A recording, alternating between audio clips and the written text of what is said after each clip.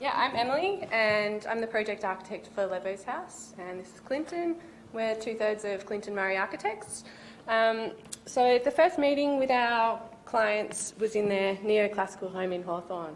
Daniel and Sandra had built this house with their builder John years earlier, and it was time to move on, thankfully. Formal rooms, a tennis court out the back, pool, their cats, their boys Ben and Jerome had just moved out, and so they were ready. Daniel, after the meeting, he showed us his train set, which he'd painstakingly been working on for the last 15 years. It was located in an attic space and was too large to get upstairs. So with the help of his builder friend John, they'd hoisted it in through the roof during construction. And I guess what we saw then was his attention to detail, his determination to get things done to the highest level, and his passion, I suppose. So they sold the house, and we were involved in helping them select a new site. This triangular site on Kincora Road was the house they purchased. It's a small 440 square metre site with a neighbour to the east, a street frontage on the north, and a beautiful reserve on the west planted with lemon-scented gums. The house is located in a heritage overlay in Burundurra, and there's sort of a mix of Victorian and Edwardian homes, very traditional, very few contemporary houses in the street. The existing house was a 1980s beige rendered flat roof house. It offered nothing to the street, and there was no obvious sense of the park next door when you're inside the house. So Daniel and Sandra's brief really challenged us to design a house that would be a remarkable home set amongst the treetops and change the way that they live. The design guidelines of the local precinct demanded generous setbacks, a pitched roof no higher than the surrounding dwellings, facade articulation to complement the streetscape, concealed carports or garages, leafy gardens and transparent fencing, and we were really up to a challenge.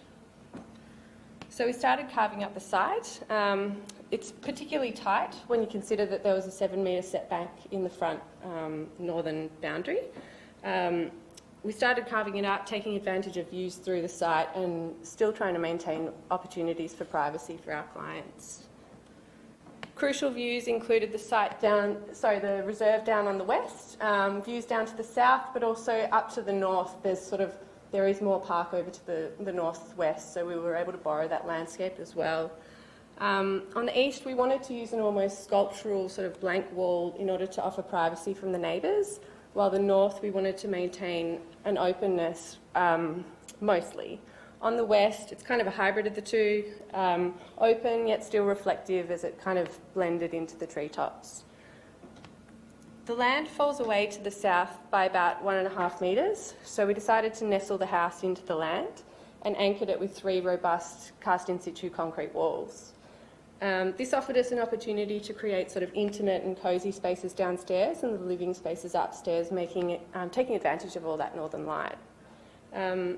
This really challenged the client's brief, but they were very open to the idea and they loved it. The design moment for us was taking the planning control, which stipulated a pitched roof, and using the geometry of the site, the triangle, and manipulating that.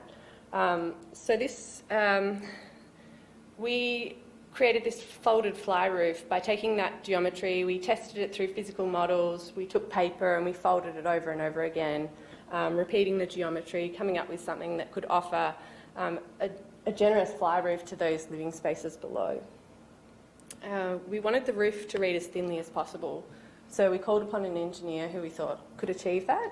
We worked closely with Ken, who's a Canberra engineer, had worked with him previously, and we were able to generate a really thin, fine 200mm structure, steel framed, that really looks like it's going to fly away were it not for the stainless steel Ancon bars that hold it down. Fine, high-level window mullions also add to the magic of the fly roof. So they offer these views up into the treetops beyond, and morning coffees in this space are pretty spectacular with that light flooding in the morning. Just get right through. And the next one. Locating a carport or garage on this constrained site was a challenge. We really encouraged Daniel and Sandra not to locate the carport in a basement, causing an ugly scar on the streetscape. We mounted a case for a green roofed carport on the street, and council really supported fully supported our proposal, and the green roof is going to be planted out this autumn. It's just a bit hot over summer. Daniel introduced us to his builder friend John during design development. John hadn't worked on a house with this level of detail before, so we really had a close relationship with John where we resolved a lot of the detailing and the constructability issues along the way. The builder was one of Daniel's best friends, and I think that really helped in the process, having that level of trust and that good relationship. The finishes used in Levo'sHouse are a refined set of enduring materials. Obviously there's the off-form concrete, the timber, galvanised metal and glass.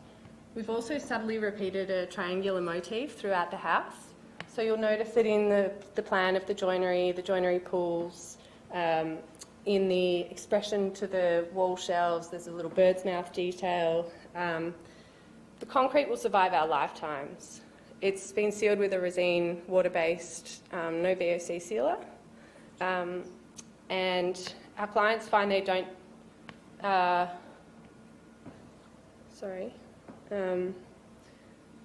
all of the concrete in the house was done by John and his team, so it was all cast in situ.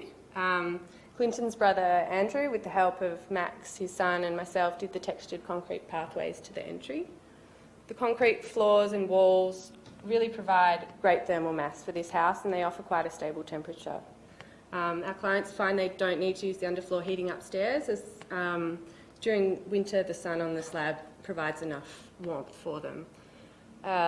In summer on warm evenings they'll open up the big sliding doors and they'll get the scent of the lemon scented gums flooding through the house, so it's really nice. The fly roof then offers protection from the sun, and downstairs it remains fairly cool throughout the year, so they'll use the underfloor heating in the winter, and it's a really nice cosy room downstairs which offers a great evening hideaway. Internally most of the walls are lined in locally sourced blackbutt, hardwood boards, and the soffit of the fly roof is also clad in locally sourced blackbutt plywood. We've used double glazing with some large opening portions and louvers to the living spaces and bedrooms. They offer natural ventilation in combination with ceiling fans. The external remote control louver blinds offer sun control in the afternoon, particularly to the living space on the west here near the park. The external timber is in a sustainably sourced Akoya, a radiata pine, which has been acetylated, which essentially means it's been pickled, and the timber will sort of maintain stability, it won't rot, and it reduces any long-term maintenance. The team also charred the timber on site to achieve a sugi barn finish, which then sort of enhances that, so there's really no long-term maintenance required. This house has definitely changed how people behave in Kincora Road. It's definitely changed the way our clients live as well. We've allowed people to see through the house and engage with the owners and the landscape, and the Levos love it. They enjoy sitting up amongst the trees, they'll watch the birds, they'll chat to the neighbours, and the house has really become the talking point of the street. They're pretty rare clients. Most architects would dream of having clients like Daniel and Sandra, and we feel very lucky to have been able to work with them on this project. They had total trust and faith in our ability to produce a wonderful home for them, and we're pretty grateful for that.